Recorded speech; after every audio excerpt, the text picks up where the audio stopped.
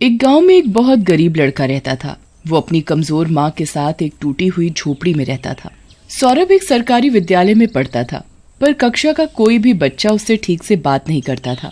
सब उसे गरीब गरीब कहकर चिढ़ाते थे। तभी सौरभ को रास्ते में एक लड़का और एक लड़की बात करते हुए मिलते हैं। अरे, तुम्हें पता है ना, रक्षाबंधन आने वाला है। तुम मुझे राखी बांधोगी ना? हाँ हाँ, तुम तो मेरे प्यारे भाई हो, मुझे इतना प्यार करते हो तो मैं तुम्हें राखी जरूर बांधूंगी। ये सब सुनकर सौरभ बहुत उदास हो जाता है। काश मेरी भी कोई बहन होती जिससे मैं बहुत प्यार करता और उससे हर रक्षाबंधन पर राखी बंधवाता। और फिर वो विद्यालय के लिए निकल जाता है। जब वो अपनी कक्षा में पहुंचता है तब वो देखता है कि उसकी कक्षा की 2 लड़कियां, हर्षिता और सपना, रक्षाबंधन के बारे में ही बात कर रही थी। अरे तुम्हें पता है सपना, मैं तो रक्षाबंधन के दिन अपनी नानी के घर जा रही हूँ और अपने भाई के लिए बहुत अच्छी राखी लेके जाऊंगी और वो भी मेरे लिए बहुत अच्छे अच्छे तोहफे लेकर आएगा। मैं तो बहुत उत्साहित हूँ। हाँ, मैं भी बहुत उत्साहित हूँ। पता नहीं मेरा भाई मेरे लिए क्या लेकर आएगा, और वो तो बहुत अमीर है, मेरे लिए कोई बड़ा सा ही तोहफा लेकर आएगा। तभी सौरभ हर्षिता और सपना के पास आकर बोलता है, क्या तुम दोनों मेरी बहन बनोगी? मैं अपना रक्षाबंधन तुम्हारे साथ मनाना चाहता हूँ। मेरी कोई बहन नहीं है। क्या तू हमें बहन बनाएगा? पहले जाकर अपने आप को देख तो सही। तेरे पास तो ढंग का रहने के लिए घर नहीं है, तो हमें तो फिर क्या खाक देगा? हाँ, और तू इतना गरीब है, फटीचर है, हम तुझे अपना भाई क्यों बनाए? हमारे पास अमीर भाई की कमी नहीं है। अगर हम तुझे राखी बांधेंगे तो तू बदले में हमें क्या देगा? हमें क्या तोहफा देगा? जा, निकल जा यहाँ से। हम तेरे जैसे गरीब को अपना भाई नहीं बनाएंगे। और फिर सौरभ वहाँ से रोता हुआ अपनी सीट पर बैठ जाता है और हर्षिता और सपना उसे देखकर अपना मुंह फेर लेती हैं। तभी वहाँ उनकी टीचर आ जाती है। Good morning madam. Good morning ma'am. बैठ जाओ बच्चों। तो तुम सब बच्चों को पता है ना कि कुछ दिनों बाद ही रक्षाबंधन आने वाला है। सारी लड़कियां अपने भाइयों को राखी पहनाती हैं और सभी भाई अपनी बहन की रक्षा का वादा करते हैं। तो मैं आपसे कोई बात बताना चाहती हूँ कि रक्षाबंधन वाले दिन हम अपने विद्यालय में भी रक्षाबंधन का त्योहार मनाएंगे। कक्षा की जितनी भी लड़कियां हैं वो कक्षा के लड़कों को राखी बांधेंगी। तो कक्षा के सारे लड़के मुझे एक एक करके बताओ कि तुम सब कौन सी लड़की से राखी बंधवाना चाहोगे। सारे लड़के एक एक करके टीचर को बताते हैं कि हम इनसे राखी बंधवाने वाले हैं। जब सारे लड़के ये बात टीचर को बता रहे होते हैं तभी सौरभ चुपचाप बैठकर रो रहा होता है। टीचर की नजर सौरभ के ऊपर पड़ती है। अरे बेटा, तुम रो क्यों रहे हो? क्या तुम किसी भी लड़की से राखी नहीं बंधवाओगे? ऐसी बात नहीं है टीचर, मैंने 2 लड़कियों को बोला था मेरी बहन बनने के लिए, ताकि मैं उनके साथ अपना रक्षाबंधन मना सकूं, लेकिन वो दोनों ने मेरी बात ही नहीं सुनी। अच्छा, जरा मुझे बताओ तो सही कि किस लड़की से बोला था तुमने तुम्हारी बहन बनने के लिए? टीचर, मैंने हर्षिता और सपना को बोला था अपनी बहन बनने के लिए। क्यों हर्षिता और सपना, तुम दोनों ने सौरभ को मना किया क्या? टीचर, ये सौरभ ना बहुत गरीब है, अगर हम इसे राखी बांधेंगे ना तो हमें बदले में ये क्या गिफ्ट देगा? हाँ टीचर, मैं इस गरीब को अपना भाई नहीं बनाना चाहती। क्या तुम दोनों की इतनी छोटी सोच कैसे हो सकती है? रक्षाबंधन का मतलब राखी और तोहफों का आदान प्रदान नहीं होता। इसका मतलब भाई बहन के प्यार को बढ़ाना होता है। और तुम दोनों लड़कियां कितनी लालची हो, रक्षाबंधन के महत्व को बिगाड़ कर रख दिया है। टीचर, हम सौरभ को राखी नहीं बांधना चाहते, हमें वो अच्छा नहीं लगता। टीचर, आप रहने दीजिए ना, क्यों इनसे बोल रही हैं? जब ये कुछ समझने वाली ही नहीं है तो आप रहने दीजिए। कुछ ही घंटों बाद विद्यालय की छुट्टी हो जाती है। सब अपने अपने घर की ओर जाने लगते हैं। सौरभ घर पहुंचकर अपनी माँ को स्कूल के बारे में सब कुछ बताता है कि उसके साथ क्या क्या हुआ। उसकी माँ ये सब सुनकर बहुत दुखी हो जाती है। माँ, मेरी कोई बहन क्यों नहीं है? मैं भी रक्षाबंधन पर अपनी बहन से राखी बंधवाना चाहता हूँ। मुझे भी एक बहन चाहिए, एक बहन चाहिए। देखना बेटा, तेरा रक्षाबंधन जरूर बनेगा, कि मेरा विश्वास है कि तेरा रक्षाबंधन जरूर बनेगा।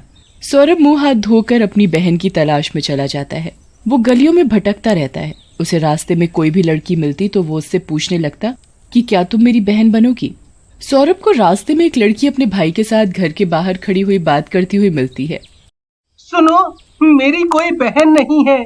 मैं भी रक्षाबंधन पर अपनी बहन से राखी बंधवाना चाहता हूँ। क्या तुम मेरी बहन बनना चाहोगी?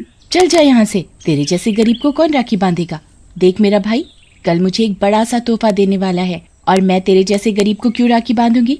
जा निकल जा यहाँ से। सौरभ एक खाली जगह पर पहुँच जाता है। वो वहाँ पर खड़ा होकर बहुत रोता है। वो अपने आप से कहता है कि रक्षाबंधन का मतलब सिर्फ तोहफा है। क्या गरीब लोग रक्षाबंधन नहीं मना सकते? क्या रक्षाबंधन का मतलब भाई बहन का प्यार नहीं है?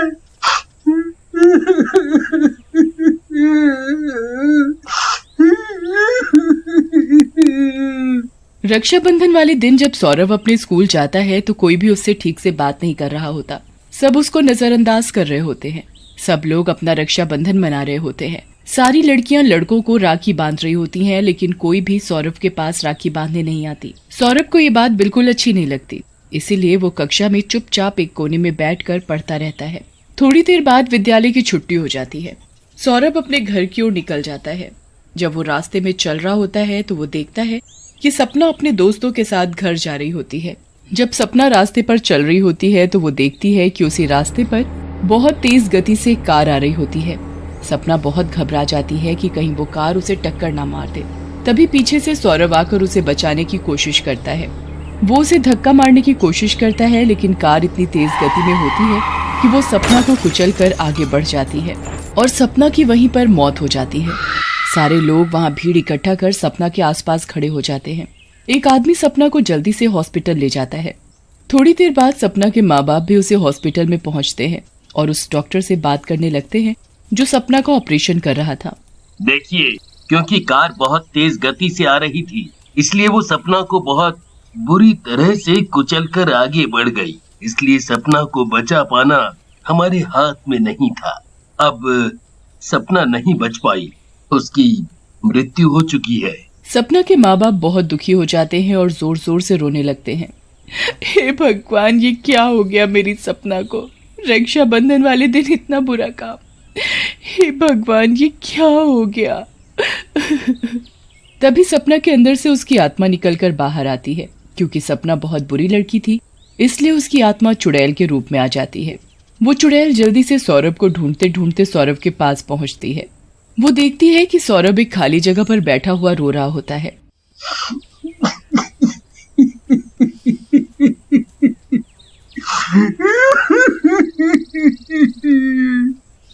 हे भगवान, ये सपना को क्या हो गया? मैं तो उसे अपनी बहन मानता था। क्या हो गया जो उसने मेरे बारे में इतना बुरा भला कहा? पर उसकी मौत मुझसे नहीं सही जाएगी, नहीं सही जाएगी।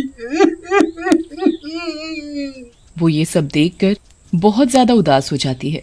हे भगवान, ये मेरे बारे में इतना अच्छा सोचता है और मैंने उसे इतना बुरा भला कहा। मुझे ऐसा नहीं कहना चाहिए था। मैं तो उसकी माफी के लायक भी नहीं। तभी वो चुड़ैल जल्दी से एक राखी ले आती है और खड़ी हो जाती है। सौरभ चुड़ैल को देखकर बहुत डर जाता है और चिल्लाने लगता है। चुड़ैल, चुड़ैल, चुड़ैल, चुड़ैल कहाँ से आ गई? ये तो बड़ी डरावनी है। देखो, मुझे आज के दिन मत खाओ, मुझे आज के दिन मत खाओ। नहीं सौरभ, तुम मुझसे डरो नहीं। मैं तो तुमसे माफी मांगने आई हूँ। मैं सपना हूँ। क्या? तुम सपना हो? तुमको पता है मैं तुम्हारे लिए कितना चिंतित हो गया था। हाँ भाई, मुझे सब पता है। मुझे माफ कर दो। क्या कहा तुमने? भाई, तुम तो कह रही थी कि तुम मुझे कभी अपना भाई नहीं मानोगी क्योंकि मैं तो गरीब हूँ। नहीं नहीं, ऐसी बात नहीं है। मैं समझ चुकी हूँ कि रक्षाबंधन का मतलब सिर्फ राखी और तोहफों का आदान प्रदान नहीं, भाई बहन के प्यार का उत्सव है ये। इसलिए मैं तुम्हारे लिए राखी भी लाई हूँ। मैं तुम्हें राखी बांधना चाहती हूँ और बदले में तुम मुझे कोई तोहफा नहीं, अपना प्यार देना। अच्छा ठीक है, तो तुम मेरी राखी बांध सकती हो। आज से तुम मेरी बहन हो। फिर चुड़ैल सौरभ को राखी बांध देती है और दोनों खुशी खुशी उत्सव मनाते हैं। मैं जीते जी तो तुम्हारी रक्षा नहीं कर पाया, लेकिन अगर तुम्हें कभी आगे मेरी कोई भी जरूरत पड़े तो तुम मुझे जरूर याद करना।